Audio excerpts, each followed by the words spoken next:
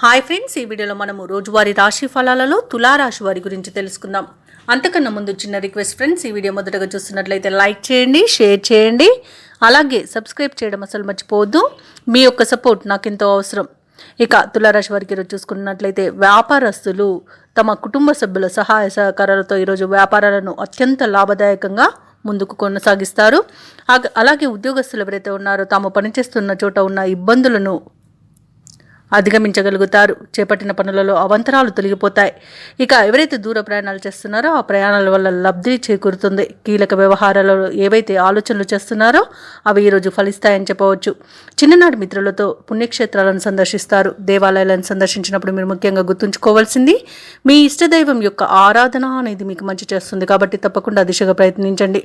ఇక బంధువర్గంతో ఏర్పడిన వివాదాలు ఈరోజు సద్దుమణుగుతాయి. తులారాశి వారు ఈరోజు మంచి మాట తీరుతో అందరినీ ఆకట్టుకోగలుగుతారు. అలాగే తులారాశి వారికి ఈరోజు ధనధాన్య అభివృద్ధి అనేది కలుగుతుంది.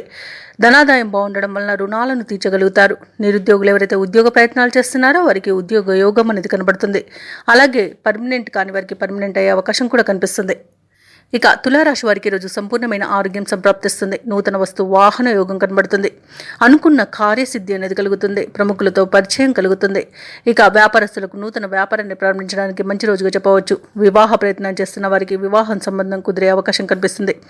అలాగే కుటుంబ సభ్యులతో కలిసి ఈరోజు శుభకార్యాలకు హాజరవుతారు. షేర్ మార్కెట్లో ఎవరైతే పెట్టుబడులు పెడుతున్నారో వారు మంచి లాభాలను అందుకుంటారు. అలాగే ఈరోజు తులారాశి వారికి ఆకస్మిక ధనప్రాప్తి అనేది కలుగుతుంది.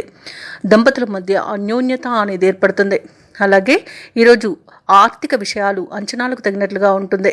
కొత్త కార్యక్రమాలకు ఎటువంటి జాప్యం లేకుండా పూర్తి చేయగలుగుతారు. ఇక ధార్మిక కార్యక్రమాల్లో భాగస్వాములు అవుతారు. మిత్రులతో వివాదాలు సర్దుకుంటాయి. ఆస్తి వివాదాల నుండి గట్టెక్కుతారు.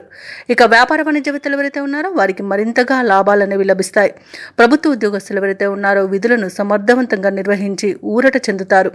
ఇక రాజకీయవేత్తలకు, చిత్ర పరిశ్రమ వారికి ఆశలు అనేవి ఫలిస్తాయి. ముఖ్యంగా విద్యార్థులకు శుభవార్తలు అనేవి అందుతాయి. మహిళలకు సోదరుల నుండి ధన సహాయం అనేది అందుతుంది. ఇక తులారాశి వారికి అదృష్ట రంగు పసుపు, ప్రతికూలమైన రంగు ఎరుపు, అదృష్ట సంఖ్య 1.